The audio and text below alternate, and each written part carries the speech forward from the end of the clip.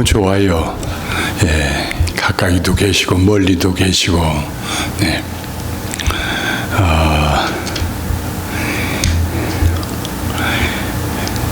어떤 분들이 저한테 그렇게 질문해요. 목사님, 은퇴하고 어느 교회 나가세요? 그래서 내가 어느 교회 나가다니요? 우리 교회 나가죠. 그랬죠. 아니, 아직도 그 교회를 다니세요?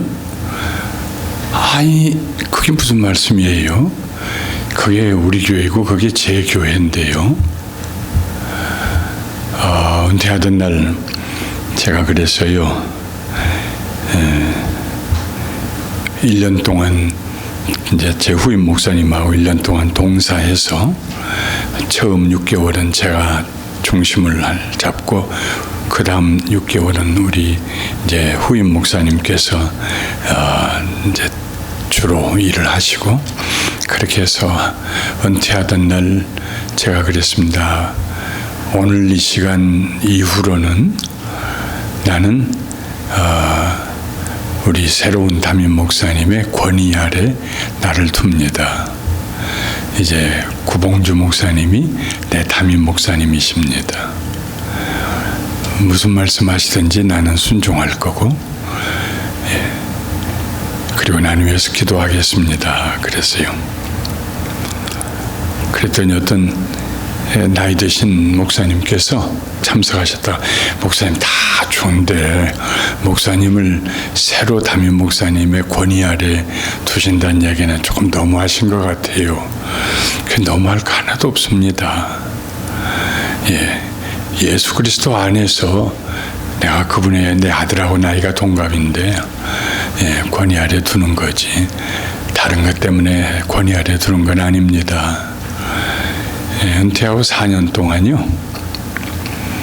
그리고 우리 장로님들한테 그랬어요. 우리 장로님들이 19명인데 시무 장로님들이 제가 은퇴하고 난 다음에 저한테 전화해가지고 목사님 교회 가요 하면은 평생 나고 다시 전화 못할 줄 알아라. 이 2년 동안을 아주 세뇌를 시켰어요. 우리 장로님들에게요. 다 제가 이렇게 길러서 장로님 되게 하신 분들인데 지금까지도 4년이 됐는데 지금까지도 교회 얘기 안 해요. 저한테요. 확실하게 제가 선을 그었어요. 그러니까 여러분들이 기도하고 새로운 목사님과 함께 할 일이지 은퇴한 목사가 할 일은 아니다. 이제 저는 그 교회 원로 목사로 있으면서 늘 주일이면은 이제 이 앞에서 오른쪽 앞에서 한 4번째 줄에 제 아내와 함께 앉습니다. 다른 일이 없으면 꼭 교회 예배에 참석하고요. 지난 한 달 동안도 8월 4주 동안 우리 담임 목사님이 선교 한국 이렇게 다녀오셔서 제가 4주 동안 설교했어요. 그런데 1부, 2부, 3부 설교를 하니까 제 아내하고 저하고 여보 정말 on 타임에 은퇴 참 잘했다. 3번 설교하고 나니까요 기운이 다 빠져가지고 아이고 이 일을 내가 지금까지 하고 있다 그러면은 난 정말로 힘들 것 같다. 네. 얼마나 감사한지요. 네. 그리고 이제 4주일 설교하고 오늘부터 시작해가지고 2달 보름 동안 2달 보름 추수감사주일 전주일까지는 돌아다닙니다. 제가 여기 교회부터 시작해가지고요. 그 다음에는 시애틀, 또 스포케인, 또 LA의 벤나이스, 페루, 한국 이렇게 해서 2달 반 동안 돌아다니다 이제 들어갈 거예요. 이제 오늘 저녁에 제가 제 스케줄을 다 보내주면 교회 주보에 또 다 내서 우리 교인들이 기도해 줄 것입니다. 하나님의 타이밍에 맞게 인생을 산다는 것은 참 행복한 일이에요. 억지로 거슬러 가서 안 되는 걸 억지로 사는 거, 그 정말 힘들고 나도 힘들고 남도 힘들어요. 순리라는 것이 얼마나 좋아요. 순리는 하나님의 뜻을 따라 이런 뜻입니다. 그래서 이제 팬데믹이 지나가면서 우리 이스트베이 한빛교회 처음으로 부흥회를 왔습니다. 김 단장님 오셨나요 여기? 미랄 성교 못 오셨어요. 김정기 단장님. 우리 이스베이 한빛교회가 미라를 선교를 위해서 많은 일을 해주시고 또 우리 목사님이 이사장님으로 이 지역을 섬기고 계시다는 말씀을 듣고 너무 감사해서 저한테 얘기가 와서 아이고 그러면 당연히 가서 해야지요. 예. 또 제가 미주 미랄 단장을 여러 해 동안 했기 때문에 미랄에 대해서 특별한 사랑을 가지고 있습니다. 여러분께 감사의 말씀드리고 오늘 그리고 내일 저녁 주일날 오후 1시 끝나고 나서 정심을 해요. 늦은 정심을 한 2시 반이나 3시쯤. 그리고는 그 다음에는 뭐 해요? 이 본교회 미국 교회가 뭘 하십니까 여기? 미국 교회 오전에. 오전하고. 내가 여기 앉아서 찬송을 하는데 제 비행기표가 7시 반이라고 그랬죠? 그러면 3시에 점심도 아니고 저녁도 아닌 밥 먹고 어디에서 있다가 7시 반 비행기를 타고 와야 되는데 저는 하나님이 주신 시간을 낭비하는 것을 제일 싫어해요. 의논도 안 하고 말씀드리는데 장로님들하고 목사님 의논해 보시고 괜찮으시다면 3시 점심 먹고 한 텀 더 하지요. 뭐 여기까지 왔는데 뭐 한 텀 더 은혜 받고 은혜 나누고 그리고 비행기 타고 가면 좋을 것 같은데 의논해 보십시오. 예, 아예 뭐 한 텀 더 한다고 그래서 사례비를 더 줄 생각도 없고 왜냐하면 이번 이 성회는 아무 사례비 없습니다. 교통비도 제가 했고 호텔비도 제가 냈습니다. 우리 교회에서 제가 은퇴하고 날 때 우리 장로님들과 집사님들이 목사님 뭐 하고 싶으세요?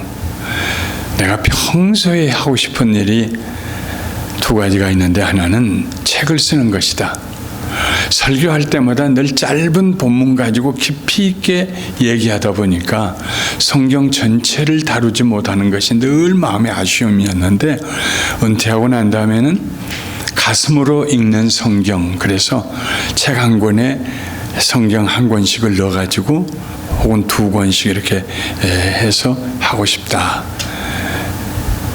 또 하나는요, 다니면서 어려운 교회에 가서 자비량하고 부흥회 인도하고 또 선교 다니면서 또 어려운 교회 목사님들 모시고 그래서 이번에 한국 가서도 2번 목회자들 세미나를 합니다. 포항하고 여수에서 제가 다 식비 다 대주면서 그분들에게 목회자들이 목회가 잘 되면은 좀 흥이라도 나는데 어려움에는 다 짓눌려가지고 힘들어하는데 그분들에게 용기를 심어주고 싶다. 그랬더니 알았어요 목사님.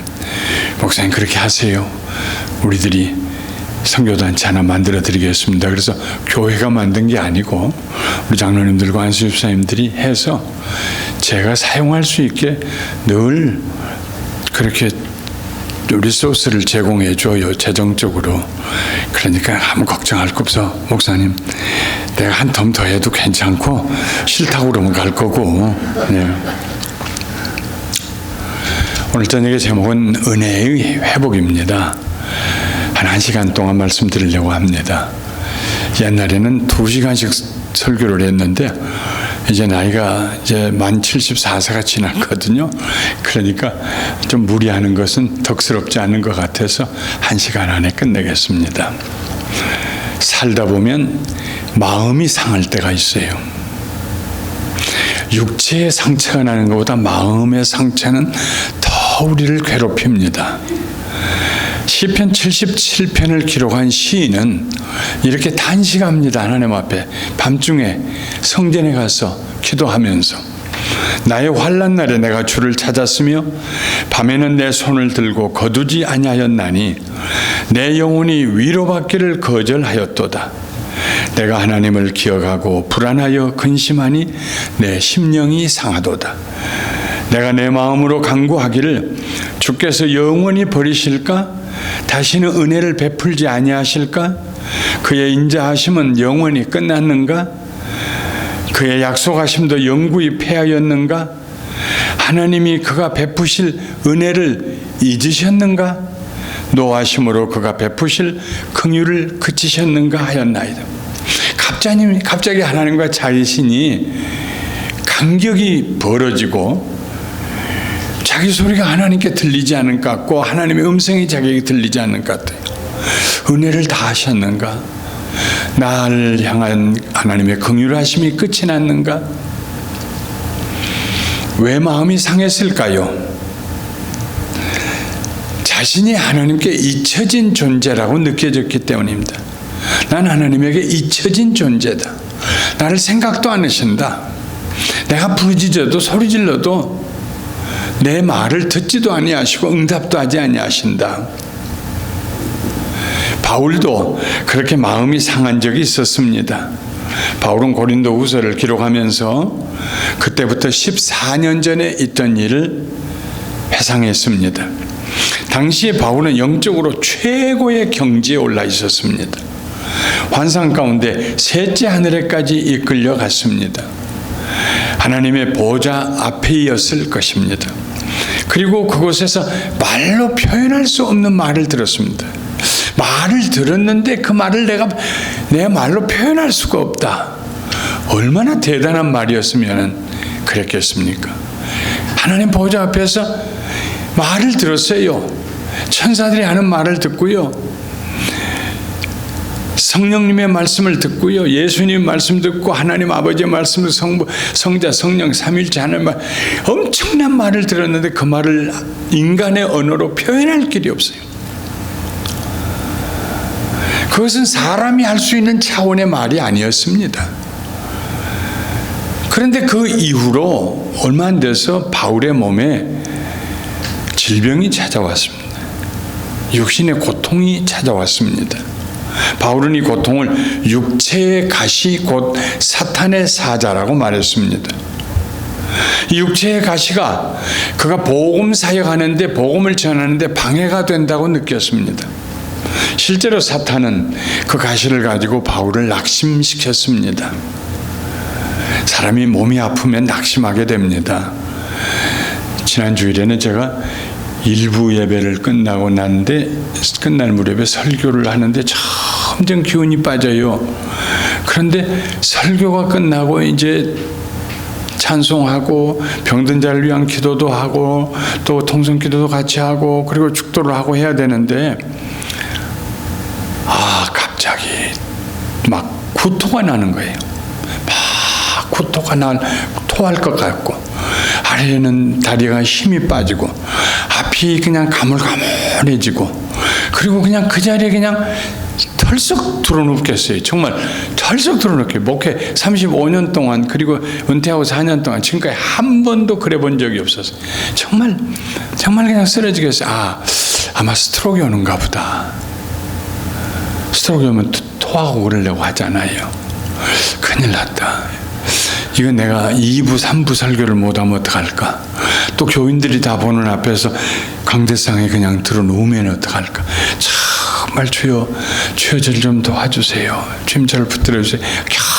겨우 하고 화장실 들려서 2층에 방에 올라가서 쉬고 있는데 그냥 부교역자들이랑 장로님들이 막 우르르 올라왔어요. 목사님 왜 그러세요? 목사님 왜 그러세요? 글쎄 뭘 채했나 먹은 게 몰랐어요. 채한 줄도.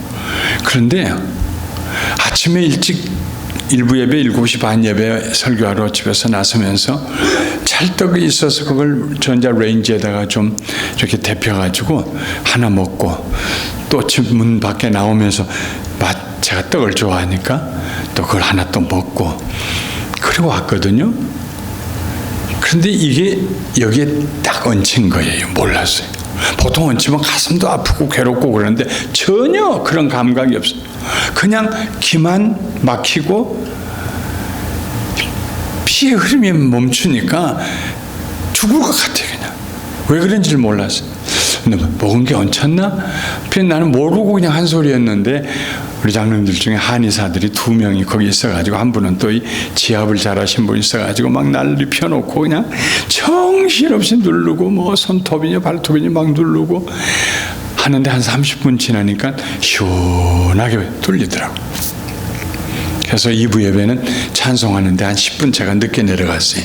교인들이 걱정했대요. 목사님이 왜 안 나오시나 하고. 그리고 2부하고 3부하고 아주 은혜롭게 또 설교를 끝냈어요. 근데 사람이요, 장사 없어요. 몸이 연약하고 입맛이 떨어지고 기운이 빠지고요. 눕는 자리만 보이고요.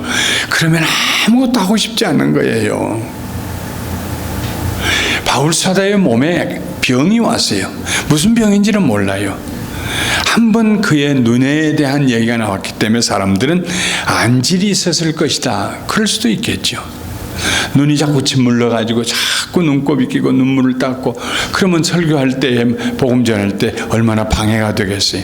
보는 사람들도 딱하고 혹은 다른 병일지도 몰라요. 어쨌든 그의 몸에 병이 있고 그 병이 가시처럼 그를 괴롭혔습니다. 성도들에게도 짐이 됐습니다. 우리 바울 사도는 전하는 말씀도 능력이 있고 힘이 있고 그리고 또 기도하면 병든 자도 낫고 기적도 나타나는데 왜 본인의 몸은 저럴까? 누가 보아도 그 가시는 사탄이 보낸 사자처럼 보였습니다. 물론 바울은 훗날 하나님께서 그 고통을 허락하신 목적을 깨달았습니다. 그것은 여러 계시를 받은 것이 지극히 크므로 너무 자만하지 않게 하시려고 주신 가시라고 바울이 고백했습니다. 내가 교만할까 봐서. 그러나 고통을 당하는 동안에는 너무 괴로웠습니다. 그래서 그 가시가 떠나가게 해주시라고 3번이나 주님께 간구했습니다. 간구는 간청과 애원을 뜻합니다. 마가복음 1장 40절에 보면 나병 환자가 예수님 앞에 무릎을 꿇고 간구합니다. 원하시면 저를 깨끗게 해줄 수 있습니다. 예수님께서 불쌍히 여기시고 손을 내밀어 그에게 대실 때 나병이 깨끗이 나았습니다. 마가복음 7장 32절에 보면 사람들이 귀먹고 말 더듬는 자를 데리고 예수님께 나와서 안수해 주시기를 간구했습니다. 예수님께서 에바다 하시니 귀가 열리고 혀가 풀어졌습니다. 그런데 바울은 3번이나 간절히 누가 기도했습니까? 바울이요. 다메섹으로 가는 도상에서 예수님께서 부르시고 택하시고 사도로 삼으신 그 바울이 하나님 앞에 3번이나 지나가는 기도가 아니고 간절히 애간장을 끓듯이 기도했어요. 이 가시를 내 몸에서 좀 제하해 주시라고. 3번이나 간구했다는 말 속에 바울의 상한 마음이 담겨 있습니다. 첫 번 기도하고 두 번째도 간절히 기도, 3번째도 간절히. 그의 마음이 상했어요. 내 기도를 왜 안 들어주실까? 하나님 나를 왜 모른 척 하실까? 잠언 4장 23절에 이런 말씀이 있습니다. 모든 지킬 만한 것 중에 더욱 내 마음을 지키라. 생명의 근원이 이에서 남이니라. 마음을 어떻게 지킬 수가 있을까요? 어떻게 상한 마음을 치료할 수 있을까요? 마음이 어디 있을까요? 마음이 여기 있을까요? 여기 있을까요? 마음이 어디 있을까요? 몰라요. 마음이 어디 있는지 우린 정말 몰라요. 그런데 있어요. 왜요? 마음이 상하면은 밥맛이 떨어지니까. 일하고 싶은 욕망이 사라지니까. 마음이 상하면은 그 사람 보기도 싫으니까. 있어요. 분명히 마음이 있기는. 마음은 생명만큼 중요합니다. 마음을 지키지 않으면 생명의 기운이 사라져요. 생명의 근원이 마음에 있기 때문입니다. 우리는 마음이 우리 신체의 어디에 있는지 모르지만 그러나 마음이 무엇으로 구성되어 있는지는 압니다. 마음을 구성하는 세 가지 요소가 있어요. 하나는 지적인 요소요, 다른 하나는 정적인 요소요, 다른 하나는 의지적인 요소예요. 지정의로 구성이 되어 있습니다. 마음은 어떤 사태를, 상황을 이해하고 인식하는 능력입니다. 마음으로 이해하는 거예요. 마음으로 깨닫는 거예요. 마음은 우리 그 마음이 인식하고 깨달은 내용에 따라서 희노애락을 느낍니다. 내가 그 일을 보고 좋다, 그 일을 보고 슬프다, 그 일을 보고 세상에 저럴 수가 있나? 희노애락이 마음에서부터 나와요. 어떻게 나오냐? 어떤 상황을 인식하고 보고 깨닫고 난 다음에 감정이 따라와요. 근데 감정으로 끝나는 것이 아닙니다. 그 느낌을 바탕으로 내가 이렇게 해야지 하는 의지가 생겨요. 결단력이 생겨요. 내 저 사람하고 말도 안 하지 말아야지.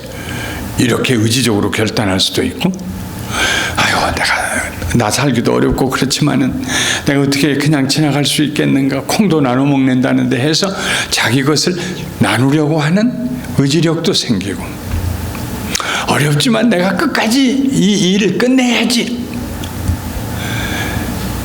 내가 마음으로 입으로 다 열어가지고 막 퍼붓고 싶지만 그러나 내가 꾹 참고 끝까지 하나님 앞에서 견뎌야지. 이 모든 내가 뭘 어떻게 해야지 하는 의지는 마음에서 오는 것입니다. 근데 그 의지는 느끼는 감정에 의해서 그 의지가 생기고, 그 감정은 그 어떤 것을 이해하는 인식의 능력에 의해서 생긴단 말이에요. 마음은 지정의로 구성되어 있습니다. 그러므로 마음을 지킨다는 말은 상황을 바르게 이해하고 바르게 느끼고 그리고 바르게 행동한다는 말입니다. 그러면 생명의 기운이 돌기 시작합니다. 그러나 마음을 지키지 못하면 생기가 사라지고 낙심하게 됩니다. 가시를 제거해 주시라고 3번씩이나 기도했던 바울은 하나님께서 내 기도 안 들으신다고 오해할 수 있습니다. 하나님 나를 무시하신다. 그때는 부르셨지만 지금은 상관하지 않으신가 보다. 얼마든지 오해할 수 있습니다. 나를 사도로 부르신 예수님께서 왜 내 기도를 외면하실까? 다른 사람의 치료를 위해 기도할 때는 단번에 응답하셨는데 이번에는 3번씩이나 간절히 구했는데 왜 응답이 없을까? 이쯤 되면 하나님이 나를 외면하신다는 소외감으로 마음이 상할 수 있습니다. 더 이상 기도를 그만두겠다고 포기할 수도 있습니다. 만일 그렇게 됐다면 바울은 하나님과의 관계가 무감각하게 되고 낙심하고 기도가 식어졌을 것입니다. 사도로서의 그의 사명감도 사라졌을 것입니다. 특히 신령한 체험을 한 직후였기 때문에 영적으로 큰 혼란에 빠졌을지 모릅니다. 천국에 갔고 인간의 말로 표현할 수 없는 말을 들었고, 그런데 갑자기 그 직후에 몸에 병이 오고 가시가 생겼어요. 3번 간절히 기도해도 아무 일도 안 일어납니다. 어떻게 이 상황을 해석해야 됩니까? 그런데 그때 감사하게도 주님께서 바울을 찾아오셨습니다. 내 은혜가 네게 족하도다. 이는 내 능력이 약한 데서 온전하여짐이니라. 내 은혜가, 바울아, 내 은혜가 네게 족하다. 넘친다. 부족함이 없다. 이는 내 능력이 너의 약함 가운데서 내 능력이 온전하게 되기 때문이다. 가시를 제거해 주시겠다는 말씀 안 하셨어요. 그럼에도 불구하고 이 말씀이 바울의 마음을 치료해 주셨습니다. 바울의 상한 마음을 치료해 주셨어요. 무슨 말씀이요? 바울아, 내 은혜가 너에게 족하다. 바울은 그 가시 때문에 그 가시만 쳐다보고 기도했는데 응답하지 아니하니까 사람 보기도 부끄럽고 다른 사람도 보기도 부끄럽고 다시 다른 사람 병자를 위해 기도할 용기도 생기지 아니하고 마음은 뒤죽박죽되고 마음이 상해 오는데 그 상한 마음에 바울이 느낀 것이 무엇이냐면 하나님의 은혜가 내게서 사라졌다. 시편 77편을 기록했던 시인처럼 하나님의 은혜가 다 했는가? 고갈되었는가? 나를 향하신 하나님의 은혜가 끝났는가? 바울도 그런 생각을 하고 있을 때인데 예수님께서 바울에게 오신 말씀, 바울아, 내 은혜가 너에게 넘쳐 흐른다. 철철 넘쳐 흐른다. 내 은혜가 너에게 족하다. 그렇게 말씀하셨어요. 그동안에는 몸의 가시만 바라보던 시선을 돌려서 하나님의 은혜를 바라볼 수 있는 신령한 눈이 열렸습니다. 하나님께서 베풀어 주신 은혜, 풍족한 은혜, 충분한 은혜, 만족스러운 은혜, 기억하니까 그 은혜가 끝이 없어요. 갈라디아서 1장 15절부터 16절에 보면은 내 어머니의 태로부터 나를 택정하시고 그의 은혜로 나를 부르시니가 그의 아들을 이방에 전하기 위하여 그를 내 속에 나타내시기를 기뻐하셨을 때, 바리새인 중에 바리새인으로 예수 믿는 사람들을 핍박하고 잡아다가 감옥에다가 가두고 그랬던 바울. 그런데 사실 하나님께서 그 바울을 어머니 뱃속에서부터 택하셨다는 말씀입니다. 뱃속에서부터 은혜로 부르셨다는 말씀입니다. 그의 이전에 하나님을 향하여서 죄의 길을 걸어가고 반역의 길을 걸어가던 그 시간까지도 결국은 하나님의 은혜 가운데 있었단 말이에요. 넘치는 은혜, 말로 다 할 수 없는 은혜. 그 은혜가 다시 회복이 되었어요. 내 은혜가 너에게 족하다. 고린도전서 15장 10절에 그러나 내가 나 된 것은 하나님의 은혜로 된 것이니 내게 주신 그의 은혜가 헛되지 아니하여 내가 모든 사도보다 더 많이 수고하였으나 내가 한 것이 아니요 오직 나와 함께 하신 하나님의 은혜다. 오직 하나님의 은혜로 내가 수고하고 열매 맺었다. 마음을 지키려면, 마음의 상처를 치료받으려면 은혜를 회복해야 합니다. 은혜를 회복하려면 이전에 베푸신 은혜를 기억해야 합니다. 앞서 인용한 시인도 하나님께서 베풀으신 은혜를 기억하다가 상한 마음이 치료되었습니다. 77편 10절부터 13절에 시인이 말합니다. 또 내가 말하기를 이는 나의 잘못이라. 뭐가요? 하나님 날 잊으셨을까? 은혜가 다했을까? 긍휼을 그치셨는가? 원망하고 불평하던 이는 내가 이렇게 말한 거 이건 내 잘못이다. 지존자의 오른손에 해 곧 여호와의 일들을 기억하며 주께서 옛적에 행하신 기이한 일을 기억하리이다. 또 주의 모든 일을 작은 소리로 읊조리며 주의 행사를 낮은 소리로 되내리이다. 하나님이여 주의 도는 극히 거룩하시오니 하나님과 같이 위대하신 신이 누구리까? 하나님의 은혜를 다시 깨달았어요. 베푸신 은혜가 너무 크다는 걸 깨달았어요. 그리고 그가 마음을 돌이킵니다. 마음의 상처가 치료받기 시작합니다.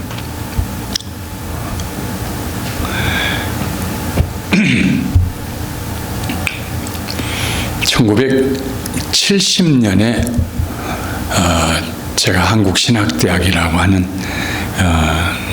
대학교 신학대학을 졸업했습니다. 1970년에. 다 친구들은 그냥 전도사님도 되고 목사님도 되고 하는데 저는 안 됐어요. 아무리 생각해도 나는 목사 될 자격이 없다, 그런 생각이 있었어요. 왜냐하면 목사 될 자격이 뭐냐면 가난을 먹고 살아야 하는데 나는 가난을 먹고 살 각오가 없었어요. 제가 어렸을 때 다녔던 교회 1950년대 그 교회 목사님은 우리 교인들은 다 추운 겨울에 냉골에서 잠자는데 나는 갔다가 불 떼서 아랫목 따뜻하게 하고 목사가 어떻게 그럴 수 있느냐 그래가지고 겨울에 불도 안 떼고 냉골에서 주무시던 분이에요. 그 당시에는 목사님들의 사례비도 없었어요. 그냥 교인들이 아침 먹으면서 저녁에 밥하면서 수저로 자기 식구 한 사람당 한 수저씩 떼어서 이렇게 부어놔요. 보리쌀이면 보리쌀, 쌀이면 쌀. 그래가지고 그걸 일주일 후에 주일날 교회 올 때 그걸 조그마한 봉지에다가 넣어가지고 성경책하고 같이 시골 분들도 성경도 못 읽으면 그것만 들고 달랑달랑 교회 와요. 그게 뭐냐면 성미라고 했어요. 거룩한 쌀이라고. 그래서 그거 가지고 교회 저기 뒤에 항아리 하나 있어가지고 통이 하나 있어서 와서 그거부터 붓고 들어가서 기도하고 예배 드리셨어요. 그러면 그거 가지고 목사님은 팔아서 교회 비용도 사용하시고 자기 생활비도 하시고 아이들도 가르치고 그러셨어요. 그러니 무슨 여유가 있었겠어요. 그 목사님은 평생토록 검정양복 한 벌. 시골 다니면서 늘 방바닥에 앉아 예배를 드려야 되니까 궁둥이는 늘 밥풀 같은 거 그게 말라가지고 문질러서 반질반질하고 자식들이 6명인데 큰 딸을 시집 보낼 때 흰 천으로 머리에다가 뭐 하나 씌워가지고 그리고 그냥 시집 보냈어요. 본인이 주례를 하고. 아이들이 울고 그러면은 초월해버려라. 그까짓것 내 안에 계신 예수님이면은 다지 초월해버려라. 그러신 분이에요. 그분을 보고 제가 어렸을 때 자랐거든요. 근데 목사님이 되면 다 그래야 된다고 생각했어요. 난 그럴 자신이 없어요. 난 그렇게 가난과 함께 살 자신이 없어요. 그래서 난 목사 안 되겠다고. 그래서 여의도 순복음교회에서 나오는 신앙계라고 하는 월간지를 7년 동안 제가 책임지고 하고 71년부터 78년에 그 여의도 교회에 순복음교육 연구소를 하나 만들어 3년 동안 하고 그리고 미국 플로로 유학을 왔습니다. 한국에서 대학원 하나 해놓은 게 있어서 좀 이렇게 학점을 인정해 줘가지고 81년 3월부터 시작했는데 6쿼터 만에 82년 6월에 졸업을 했어요. MD부를. 그런데 81년에 한국에서 왔는데 그때부터 어떤 그룹이 날 딱 쫓아다니면서 교회를 해달래요. 그래서 아니라고, 난 목사할 사람 아니라고, 난 공부하고 가야 된다고. 그래서 그분들을 어른만 70명이었어요. 어떤 교회에서 나와가지고 그 70명을 다른 목사님한테 맡겨버리고 저는 공부하고 또 다른 데가 조금 일도 하고 그렇게 있었는데 네. 역시 사모님이 눈치가 빠르셔. 고마워요. 목사님은 그냥 모른 척하고 앉아 계시는데 사모님이 물 갖다 주시네. 그래도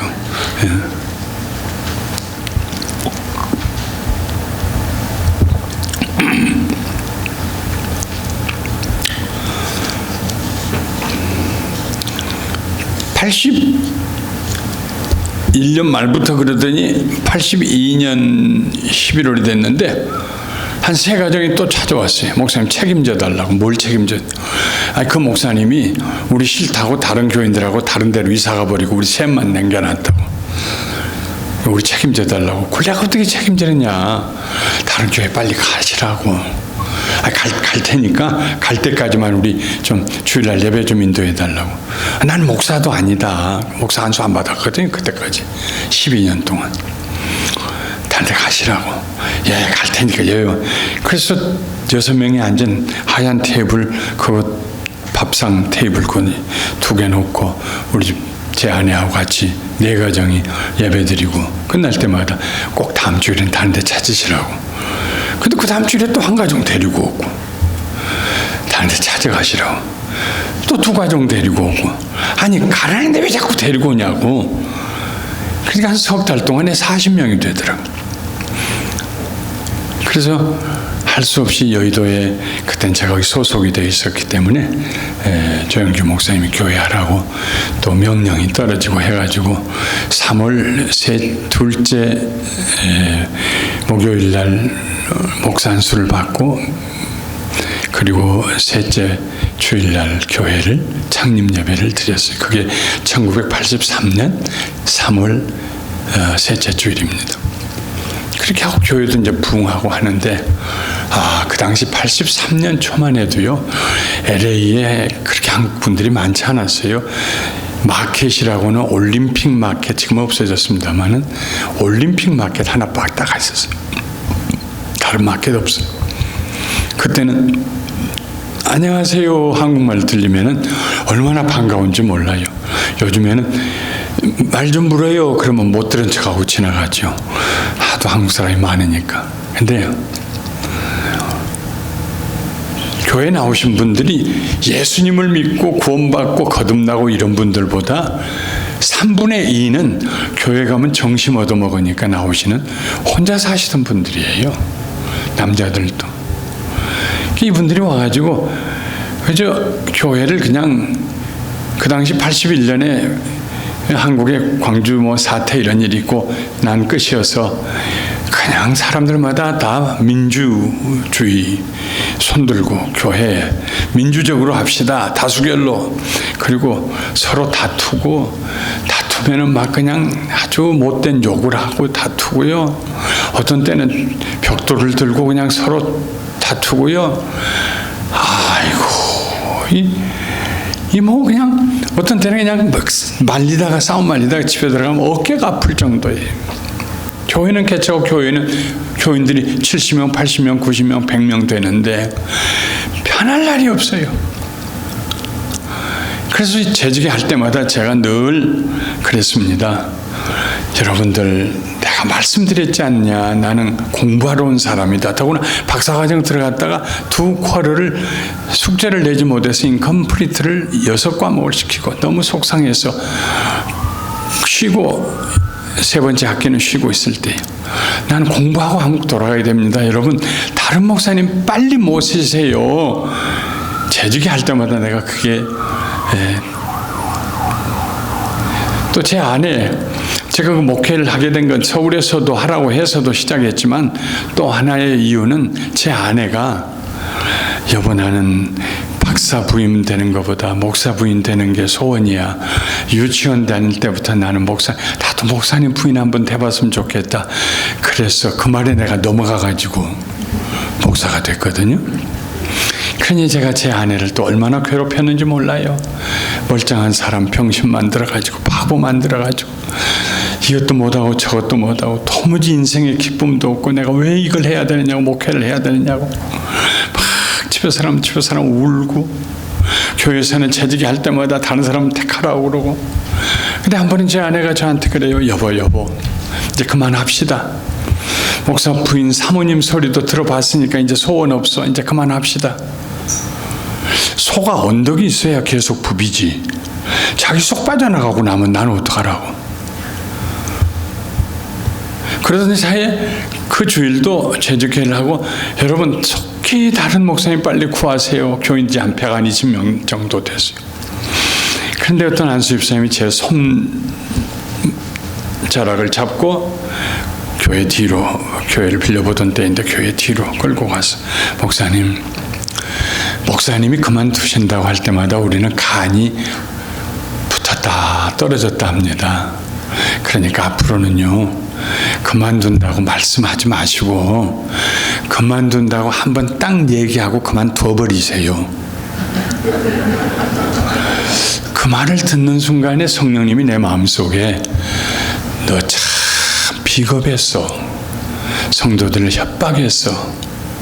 그 마음을 주시는 거예요. 제 아내는 그만하자고 빠져나가죠. 성령님께서 나에게 비겁하다고 책망하시죠. 이걸 어떡하나. 하나는 결심했어요. 내가 이제 한 번만 더 그만둔다고 그러면 그만둬버릴 거라고 결심을 했어요. 그리고 하나님 앞에 엎드려서 새벽마다 기도했습니다. 하나님, 내가 그만두기 전에 꼭 한번 묻고 싶습니다. 우연히 제가 목사가 됐나요? 아니면 하나님이 날 부르셨나요? 매일 새벽마다 하나님 앞에 기도했어요. 근데 두 가지를 하나님께서 생각나게 해주셨어요. 하나는 제가 독자였는데 제 아버님, 제 작은 아버지, 제 고모님 세 가정이 다 해서 저 하나였어요. 고모님은 16에 시집가서 19에 홀로 되셔가지고 87에 내 품에서 돌아가실 때까지 친정에 계셨고, 아버님은 딸 5 밑에 나를 하나 낳으셨고, 제가 3대 독자가 됐어요. 할아버지가 독자였어요. 그 다음에 작은 아버지는 결혼했는데 아예 자식이 없었어요. 그 작은 아버지의 부인이 전라남도 완도에서 고금면 소랑리라고 하는 조그마한 섬에서 오신 분인데, 정말 난 놓고 기억자 모르는 분이, 학교도 가보신 적이 없고요. 예. 근데 열심히 해서 참 한 번도 손톱을 가위로 깎아본 것을 본 적이 없을 정도로 손톱을 흙에 달아서 그렇게 흙을 파고 하시면서 집안을 일으키셔서, 제가 중학교 다니고 고등학교 다니기 시작할 때는 논이 한 13마지기, 밭이 10마지기, 그 다음에 집이 3칸짜리 동네에서, 그래서 그냥 중농이 됐어요. 살만하게 됐어요. 그래서 난 자라나면서 가난하다는 느낌은 없이 그냥 자랐습니다. 뭐 못 먹었다, 배가 골았다 이런 느낌 없이 자랐습니다. 시골에서 중학교를 다니고 전라남도 강진에서요. 강진 중학교를 다니고 강진 농업고등학교를 다니고 그것이 인생의 전부인 줄 알았어요. 한 번은 옆집에 있는 할머니가 저를 불러서 툇마루에 앉히더니 그러세요. 영길아, 너 고등학교 졸업하면 뭐 할래? 글쎄요, 생각해 본 적이 없어요. 아, 이놈아, 이제 너도 네 앞길을 생각해야지. 네 작은 어머니가 그 재산 너한테 줄 것 같으냐? 완도에 있는, 섬에 있는 자기 조카들한테, 친정 조카들한테 주지. 이만큼 길러서 고등학교까지 길러줬으면, 다녀보냈으면 이 녀석아 감사한 줄 알고 너도 이제 네 앞가름 해. 2주 후에 동네에 다른 할머니가 똑같은 말씀을 하세요. 그때 내 마음속에, 작은 어머님이 차마 나한테 말씀 못 하시고 그냥 다른 분들한테 의논한 말씀이었구나. 그래, 어떻게 하지? 그 당시에는 공무원이 5급 공무원이 제일 낮을 때였어요. 5급 공무원 시험을 봐야 되나? 뭘 해야 되나? 국민학교 6학년 때 돌아가신 생부님 아버님은 그래도 장사하는 게 제일 낫다고 국민학교 4학년 때부터 돈 대셔서 자전거를 빌려다가 타게 해주셨는데요. 자전거를 하나 준비해가지고 5일장을 다녀야 되나, 이런저런 생각을 하고 있는데 가을이에요. 늦가을이 되어서 이제 뭐 졸업이 이제 한 2-3달 남겨놨을 때, 한 2달도 안 돼. 늦가을이 돼서 한 11월 정도 됐어요. 학교에서 오는데 툇마루에 앉아 계시던 작은 어머님이, 영길아 여기 와서 좀 앉아라 그래요. 제가 그 집에서 컸거든요. 그래서 작은 어머니라고 부르지 않았어요. 그냥 어머니라고 불렀죠. 예, 오늘은 말씀하시려나 보다. 마음에 각오를 단단히 하고 옆에 앉았습니다. 너 서울로 신학대학 가거라. 어디로 뭘 하러 가요? 서울로 신학대학 가거라. 교회에 유기문 전도사님이 와 계신데 신학교 3학년 나이다 잠시 쉬고 와서 우리 교육부 전도사님 하고 계셨어요. 물어보니까 서울에 한국신학대학교라는 게 있다고 하더라. 네가 난 그날부터 지금까지 나는 하나님께서 너를 세계적인 주의 종이 되게 해주시라고 기도해왔다. 새벽마다 1마일 반 정도 되는 교회를 새벽마다 눈이 오나 비가 오나 다니면서 기도하시던 분이, 김영삼 대통령이 세계화라는 말을 하기 훨씬 전부터 이분이 어디서 들었는지 세계적인 주의 종이 되게 해주시라고 기도해왔다. 아이고 어머니, 아무나 대학교 가야 돈이 있어야죠. 하도 돈 없다고 하시니까 알고 보니까 모든 돈의 최고의 단위를 다 바꿔가지고 두 줄 속에다 다 넣어놓으신 거예요. 그 돈으로 제가 한국신학대학을 졸업하고 연세대 교육대학원도 졸업했어요. 서울에서 1년 동안 신학대학을 1년 다닌 다음에 어머니, 시골에 노인이 60 이상 된 노인이 4분이나 계시는데 멀쩡한 젊은 사람이 여기 와서 이랬다는 게 내가 양심에 가책이 됩니다. 서울 구경도 하고 대학교도 다녀봤어요. 이제 돌아가서 노인들 모시고 살겠습니다. 그랬더니 막 본인은 글 못 쓰니까 누군가를 시켜가지고 즉시로 답장이 왔어요. 생각도 하지 말아라. 결국 제가 미국 오기 한 3년 전에 세상을 떠나셨습니다. 하나님께 하나님 나를 정말 부르셨어요? 하나님 내가 괜히 지금 뭐 옆에 끼어들어가지고 이거 한 거 아니에요? 그런데 하나님께서 네가 태어난 날부터 지금까지 너를 위해 세계적인 주의 종이 되게 해달라고 기도했다. 그 음성이 들리는 거예요. 그 다음 두 번째로 생각나게 하시는 것이 있었어요. 중학교 3학년 때부터 교회에서 주일학교 반사 선생을 했어요. 그런데 고등학교 1학년 여름에 아이들과 선생님들과 고등부 선생님들과 함께 거기서부터 한 30리 아래 떨어진 바닷가에 그 마량으로 내려가는 치량껏 내려가는 바닷가에 저둘이라고 있는데 거기 가서 여름 봉사활동을 했어요. 그 여름 봉사활동이라는 게 다른 거 아니고 동네 아이들 모아놓고 여름 성경학교 하는 거예요. 한 사흘 저녁. 재밌게 여름 성경학교 막 애들 시골에 뭐 놀 게 뭐 있습니까? 그때 가서 노래 가르쳐주고 무용 가르쳐주고 재밌는 얘기해주고 그러니까 동네 아이들이 다 모여오죠. 그렇게 하고 돌아오려고 하는데 거기에 있는 청년 셋이 우리 동네에도 교회 좀 세워달라고. 그분들이 우리 강진읍 교회에 우리한테도 그 얘기를 하고 강진읍 교회한테 얘기해서 목사님이 그때 당시에는 목사님들이 없었어요. 목사님 여유가 요즘에는 막 넘쳐나서 갈 자리가 없었지만 그 당시에 목사님들이 전혀 없었어요. 그러니까 보낼 사람이 없으니까 어느 날 나를 부르시더니 김 선생 예? 김 선생이 가서 주일날 예배 좀 인도해. 거기 가서 뭘 가지고 하겠어요. 부흥회 때마다 제일 앞자리에 앉아서 맨바닥에 앉아가지고 쳐다보면서 부흥회 목사님이 하시는 거 막 적어가지고 뭐 몇 장 몇 절 몇만 장 이거 막 적어. 그거 노트가 한 권 있는데 겁도 없이 예 하고 순종하겠다고 버스를 타고 매주일 거기를 40분씩 버스를 타고 가서 매주일 예배를 인도했어요. 만 2년 동안 1963년부터 1965년까지 제가 66년에 졸업했는데 고등학교를 1963년 고등학교 1학년 2학기 때부터 시작해서 65년 고등학교 3학년 1학기 여름이 끝날 때까지 제가 2년 동안 다니면서 예배를 인도했어요.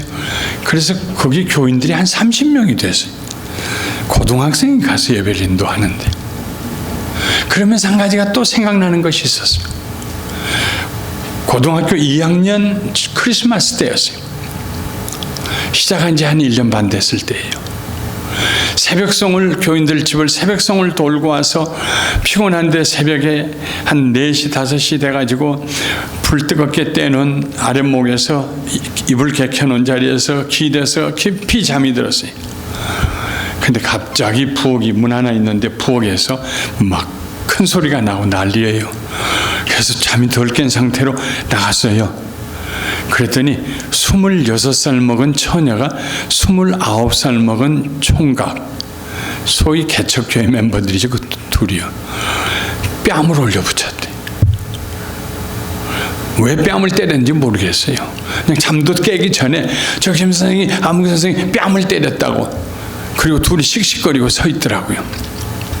그때 제가 그 대돌로 부엌으로 내려서면서 그랬어요. 그 여자분을 향해서 김 선생님, 어떻게 김 선생님이 나이 드신 저 아무개 선생님 뺨을 때릴 수가 있습니까? 지금 당장 잘못했다고 사과하세요.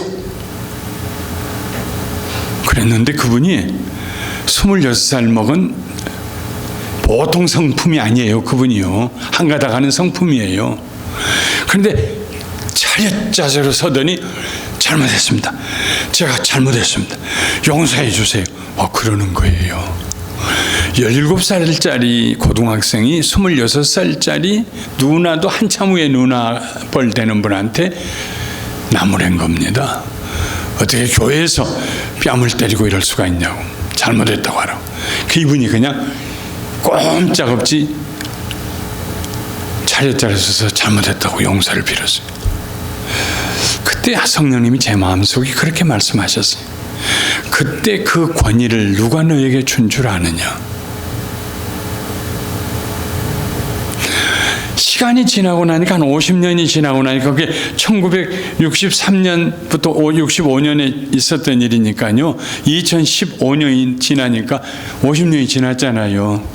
그러니까 이게 내가 만든 얘기 같기도 하고 그냥 흐리흐리해지더라고요. 그래서 가보니까 지금도 구글에 가면요. 그 지역의 교회가 거기밖에 없어요. 저두교회라고. 교회가 있고 사택도 있고 교회당도 있어요. 그래서 한번 찾아가 봤어요. 지금부터 8년 전에. 찾아가서 목사님이 계시길래 내 후배 목사님이길래 인사하고 물었어요. 혹시 옛날 고등학생이 여기 와서 교회를 시작했다는 얘기 들었습니다. 제가 그 사람입니다. 그런데 그때 그 세 분 계셨는데 뺨 때렸다는 얘기는 차마 못하고 그 나이 드신 김아무개 그 선생님은 어떻게 됐습니까? 그랬더니 모르겠는데요. 그러니까 알고 보니까 이름을 바꿨더라고요. 그분이요. 그 같은 교회 청년의 부인이 됐는데 그 청년이 목사가 됐어요. 그래서 그 교회에 세 청년이 있었는데 청년 하나는 목사가 되고 이 뺨 때렸던 처녀는 그 청년의 부인이 돼서 사모님이 됐어요. 그 다음에 뺨을 얻어맞았던 그분은 어땠어요? 그분도 목사가 됐어. 그 다음에는 흑석상 기도원이라고 있는데 거기에 부흥회를 갔다가 그 뺨 때렸던 그 사모님하고 그 목사님을 내가 찾아서 오라고 그래가지고 만났어요. 너무 제가 좀 장난기가 생겨나가지고 사모님 그때가 나이 먹은 양반 크리스마스 때 새벽에 뺨 때린 거 기억나요? 그랬더니 몰라요? 그러더라고요. 몰라요? 성질이 그냥 머리 딱 붙여가지고 지금도 그렇게 하나님께서 그때 하나님 정말 저를 부르셨어요? 은혜도 없는데 부르시지도 않았는데 제가 지금 이거 괜히 이러는 거 아닙니까? 마음에 상처받고 사랑하는 아내 눈에서 눈물 흘리게 하고 그때 하나님께서 저에게 그 두 가지를 생각나게 하시면서 하신 말씀이 내가 너를 오래전에 불렀고 내가 너에게 족한 은혜를 부어주었다. 너는 내 종이다. 그 마음을 주시더라고요. 너무 감격해서 그 다음엔 하나님 제가 다시는 그만둔다는 소리 안 하겠습니다. 어려운 일이 있어도 하나님께 감사하고 그리고 34년 이상을 그만둔단 말 안 하다가 2018년에 그만둔다고 한번 얘기하고 그만둬 버렸어요. 은퇴했어요. 바울 사도 하나님이 그를 부르셨어요. 놀라운 은혜를 주셨어요. 기적도 체험하고 천국도 가게 했어요. 근데 어느 순간 그의 몸에 있는 병 때문에 하나님 날 잊으셨는가? 이젠 하나님 앞에 내 쓸모가 다해졌는가? 이런 좌절감을 가지게 됐다는 말입니다. 사람들은 자기에게 좋은 일이 일어나면 행복하다고 느낍니다. 반면에 어려운 일들을 만나면 즉시로 나는 불행하다고 느낍니다. 그 변화가 아주 순식간에 일어납니다. 그러나 그리스도인들은 좋은 일이 일어날 뿐만 아니라 고통스러운 일이 있을 때에도 기뻐합니다. 데이빗 맥케나라고 하는 분이 말하기를 행복은 환경에 달려있지만 기쁨은 환경과 무관하다 했습니다. 바울 사도가 주 안에서 기뻐하라. 내가 다시 말하노니 주 안에서 기뻐하라. 행복은 환경과 연결이 되어 있어요. 환경에 따라서 행복하고 불행할 수 있어요. 그러나 예수 그리스도의 사람들은 환경이 아니라 내 안에 계신 예수님 때문에, 그 예수님을 통해서 내게 임한 은혜 때문에, 나 같은 죄인을 살려주시고 하나님 자녀 삼아주신 그 놀라운 은혜 때문에 나는 기뻐할 수 있는 거예요. 행복은 좋은 것에 대한 표면적인 반응이지만은, 기쁨은 주변에서 일어나는 일이 좋든지 나쁘든지 간에 그것을 견뎌낼 수 있는 깊이 있는 반응입니다. 견뎌낼 수 있는 반응, 그게 기쁨입니다. 목회를 시작하고 한 2, 3년쯤 되었을 때 한 젊은이가, 부인이 우리 교회에 출석했어요. 근데 어느 날 어려운 문제가 있다고 그래서 신방을 했더니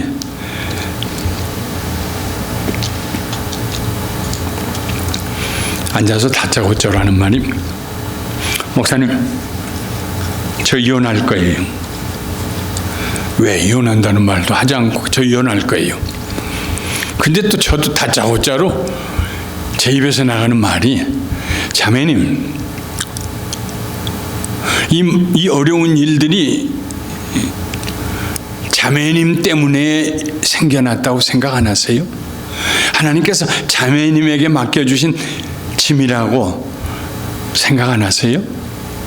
이 얘기를 이제 듣다 보니까 그 남편이 정신 이상이 온 거예요.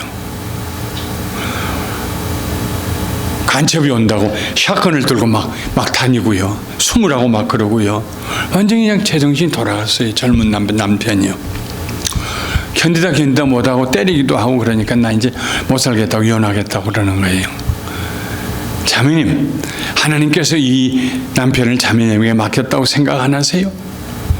어머니가 막 담대하게, 젊었을 때니까 37, 8 때니까 그렇게 얘기했어. 근데 놀랍게도요, 그 부인이요, 내가 뭘 잘못했어요? 내가 왜 그 짐을 짊어져야 돼요? 내 인생이 창창한데.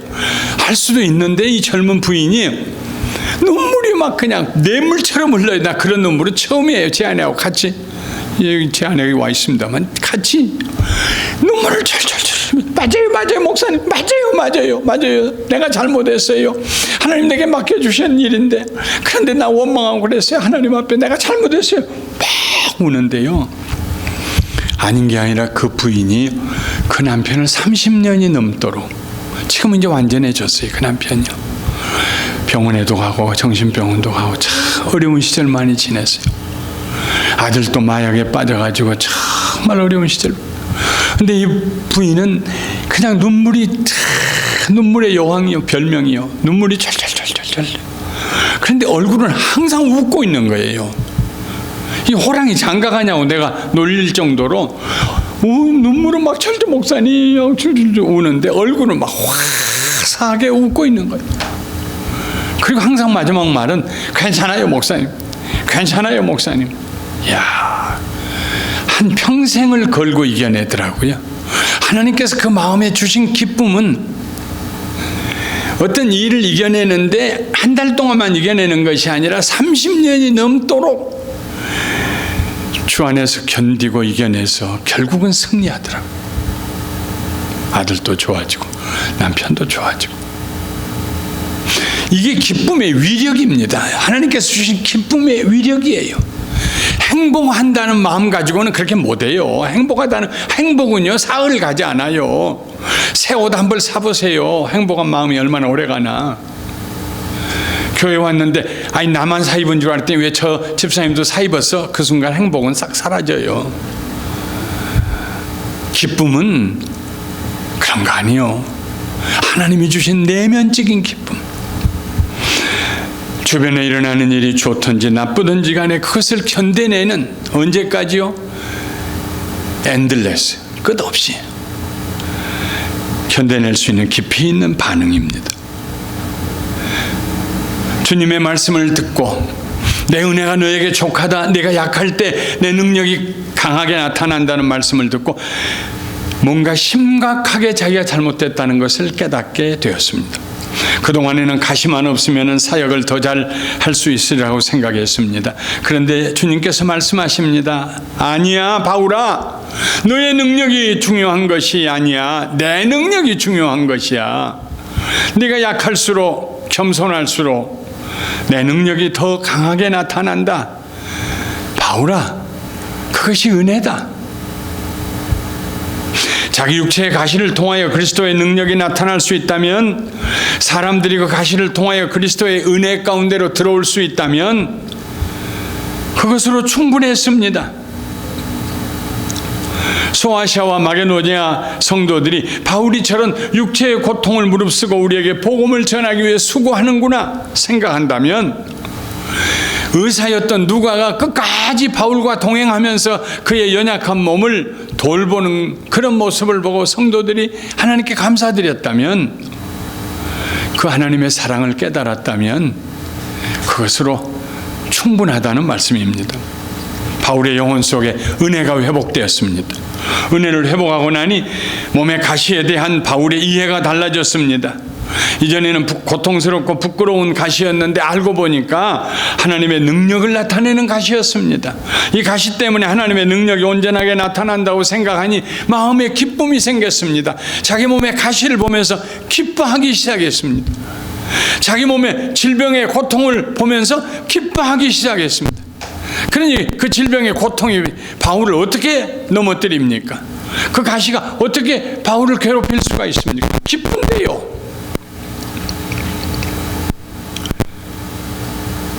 이 가시 때문에 하나님의 능력이 온전하게 나타난다고 생각하니 기쁨이 충만했습니다. 기쁨은 평안과 더불어 우리의 감정을 치료해주는 특효약입니다. 바울은 이 큰 기쁨을 실행 의지에 접목시켰습니다. 그러니까 바울의 마음이 치료받는 과정에서 자기는 육체의 가시 질병 때문에 못 살겠다, 죽겠다, 하나님 내 기도 안 들으신다, 난 잊혀진 존재야. 이건 뭡니까?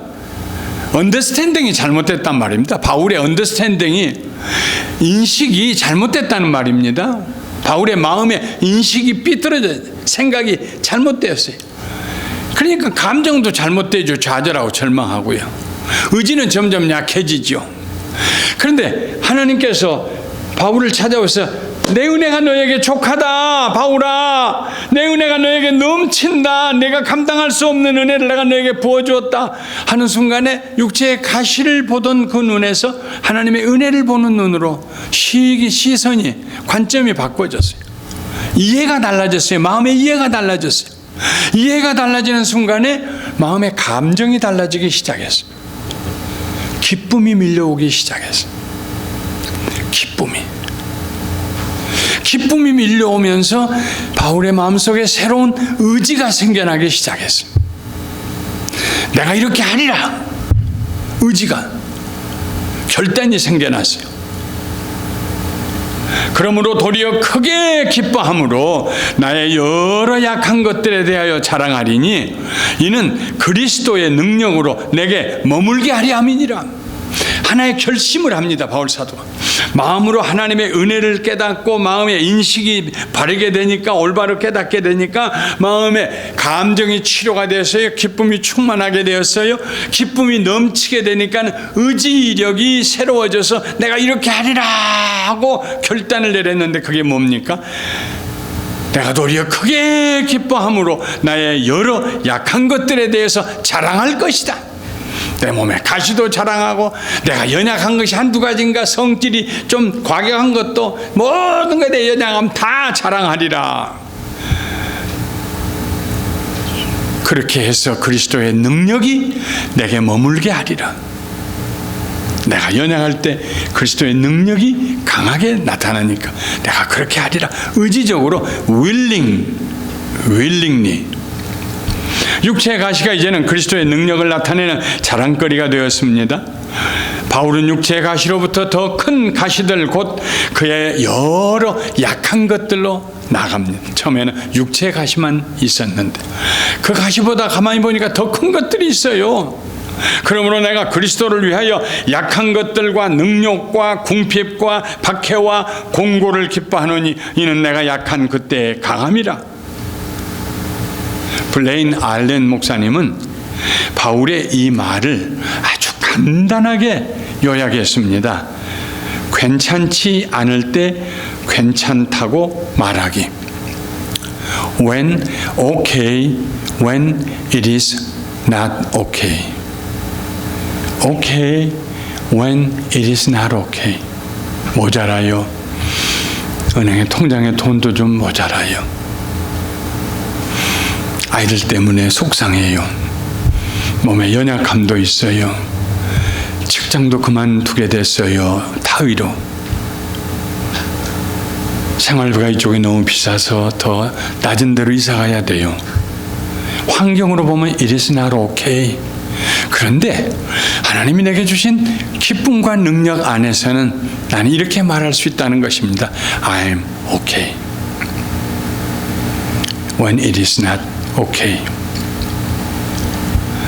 아무리 둘러보아도 괜찮지 않은 상황인데 바울은 괜찮다고 말하기 시작합니다. 이 5가지 곤란한 상황들은 육체의 가시보다도 더 고통스러운 것들이었습니다.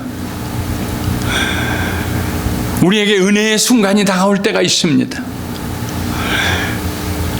육체의 가시와 같은 문제들과 씨름하다가 갑자기 씨름하기를 그만둬버릴 때가 있습니다. 막 그걸 이겨보려고 씨름하고 막 잠 못 자고 밥 못 먹고 괴로워하고 막 씨름을 하다가 나 안 할 거야. 그만둬. 왜? 사탄이 왜? 더 씨름하지 왜? 하나님의 은혜가 내게 족한데 내가 뭐하러 씨름하니 너하고. 가시와 씨름해야 될 의미가 사라집니다. 그 가시가 제거되어야만 앞으로 갈 수 있다고 생각했는데 아니요.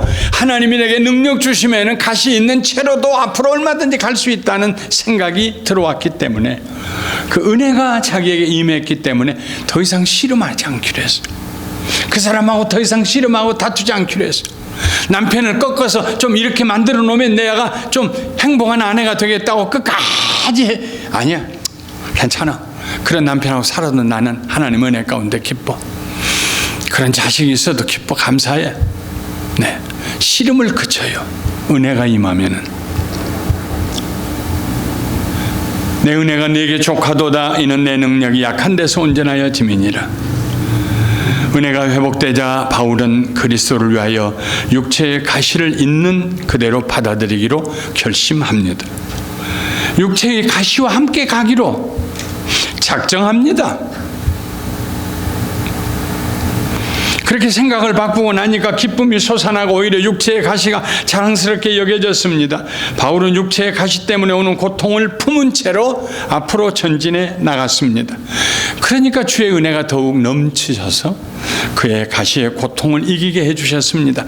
바울은 먼저 약한 것들을 기쁨으로 넘어갔습니다. In weakness. 약한 것입니다. 약한 것이란 아무것도 할 수 없는 중환자실에 누워있는 상태를 의미합니다. 호흡도 스스로 할 수 없어서 기계의 도움을 받아야 합니다. 모든 도움이 끊어지고 모든 희망이 다 사라진 상태입니다. 바울은 그런 연약함, 아무것도 할 수 없는 그 연약함 가운데서 기뻐합니다. 왜? 주의 능력이 내게 임하실 거니까. 그러자 육신의 약함이 더 이상 그를 붙잡을 수가 없었습니다. 바울은 약한 그대로 앞을 향하여서 전진해 나갑니다. 그리스도의 강함이 바울의 약함을 등에 업고 뛰어갑니다. 더 이상 그의 약함이 보이지 않습니다. 예수 그리스도의 능력만 보이기 시작합니다. 바울은 능욕도 기쁨으로 넘어갔습니다. In insult, 능욕이라는 말의 원래 의미는 상처입니다. 육체의 상처보다 더 아픈 것이 마음의 상처입니다. 육체의 상처는 완치되지만 마음의 상처는 자주 되살아납니다. 세상에는 우리를 격려하고 칭찬하는 사람들보다 우리를 비난하고 의기소침하게 하려는 사람들이 더 많습니다. 그러나 하나님의 은혜가 족할 때에 우리는 우리를 비인격적으로 대하는 사람들 사이를 해치면서 기쁨으로 찬송하며 나아갈 수가 있습니다. 바울은 연약함을 하나님의 능력으로 이겨내고 능력도 이겨내고 이번에는 궁핍을 넘어갑니다. In hardship, 궁핍은 단순히 생활비가 부족하다는 것보다 훨씬 더 심각한 상태를 말합니다. 궁핍은 꼭 필요한 것들이 결여된 상태입니다. 건강의 궁핍,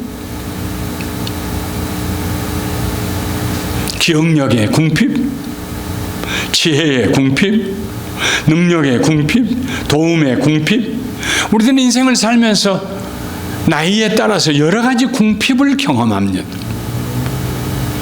산을 옮길 만한 큰 일이 우리에게 맡겨졌는데 이 일을 할 만한 도구는 하나도 없습니다. 도와줄 사람도 없습니다. 사람들은 우리가 무능하다고 비난합니다. 그런데 하나님의 은혜가 우리에게 임할 때 우리는 아무것도 할 수 없는 상황에서도 맡겨진 일을 넉넉히 해낼 수가 있습니다. 네 번째로 바울은 핍박도 기쁨으로 넘어갔습니다. In persecution. 바울은 루스드라에서 복음을 전하다가 나면서 일어나 본 적도 없던 장애인을 일어나 걷고 뛰게 했습니다. 사람들은 바울과 바나바를 제우스와 헤르메스 신이라고 생각했습니다. 그러나 며칠이 못 되어서 유대인들의 충동을 받은 루스드라 사람들이 바울을 돌로 쳐서 죽은 줄 알고 성 밖에 내다 버렸습니다. 빌립보에서는 귀신 들린 여종을 치료해 준 대가로 매를 맞고 감옥에 갇히기도 했습니다.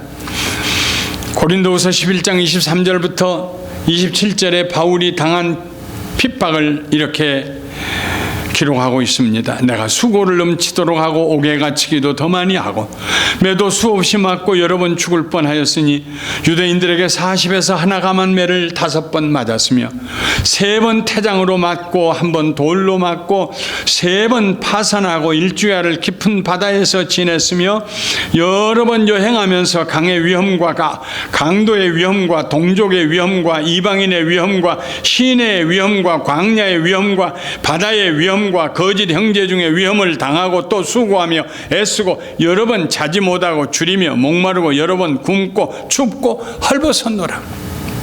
말로 다 할 수 없는 핍박을 당했어요. 그런데 그 핍박도 넘어갔어요. 그 핍박을 당하는 순간에도 기뻐했어요. 바울이요. 왜? 그 핍박보다 더 크신 하나님의 능력이 자기에게 주어졌기 때문에 그 은혜를 깨닫고 나니까 핍박을 기뻐하고 즐거워할 수 있었습니다. 5번째로 바울은 곤란도 기쁨으로 넘어갔습니다. In difficulty. 곤란은 문자적으로 협소한 장소를 말합니다. 큰 바위가 틈이 이거밖에 없어요. 여기를 지나가야 되는데 숨 쉬면 여기 못 지나가요. 협소한. 바울은 핍박과 고난과 비난으로 인하여 숨 쉴 여유도 없는 협소한 상황에 갇힌 느낌을 가졌습니다. 특히 고린도 교회에 가서 1년 반 동안 복음 전해서 교회를 세웠는데 돌아온 지 얼마 안 돼서 들려오는 소식이 바울은 그 이상해. 글은 잘 쓰는데 말은 잘 못해. 바울에 대해서 비인격적인 비난을 하고 교회가 4갈래로 나누어지고 숨을 쉴 수가 없었어요. I cannot breathe. 숨을 쉴 수가 없다. 이게 곤란입니다. 인생을 살다 보면 곤란한 일들을 당할 때가 있습니다. 그런데도 바울은 내게 주시는 능력 주시는 자 안에서 내가 모든 것을 할 수 있거든. 할 수 있거든요. 무슨 말이냐? 믿는 자에게 무엇이든지 할 수 있다. 그 능력으로 연약함과 능력과 궁핍과 핍박과 곤란 이기고 앞으로 나아갈 수가 있었습니다. 하나님의 은혜로 능력이 주어질 때 기뻐하며 지나갈 수 있었습니다. 바울 사도는 하나님의 은혜가 그에게 임할 때 지적인 면에 있어서 깨닫는 면에 있어서 올바르게 깨달아서 하나님의 은혜가 내가 넘친다. 마음으로 기뻐했어요. 감정적으로. 그 다음 의지로 내가 이 모든 연약함을 내가 자랑하면서 앞으로 나갈 것이다. 결심을 했어요. 그것이 바울 사도가 마음의 상처가 치료받는 과정이었어요. 마음이 치료받았어요. 이제 말씀을 마치겠습니다. 여러분의 간절한 기도에 응답이 없을 때도 있습니다. 과연 그럴까요? 바울이 3번 드린 간절한 기도는 아무런 효과가 없었을까요? 아닙니다. 하나님께서 놀라운 응답을 주셨습니다. 내 은혜가 너에게 족하도다. 우리가 무슨 일을 놓고 하나님 앞에 금식하고 철회하고 막 기도했는데 그 일에는 응답이 없어요. 그런데 마음에 성령님께서 갑자기 이런 말씀을 들려주세요.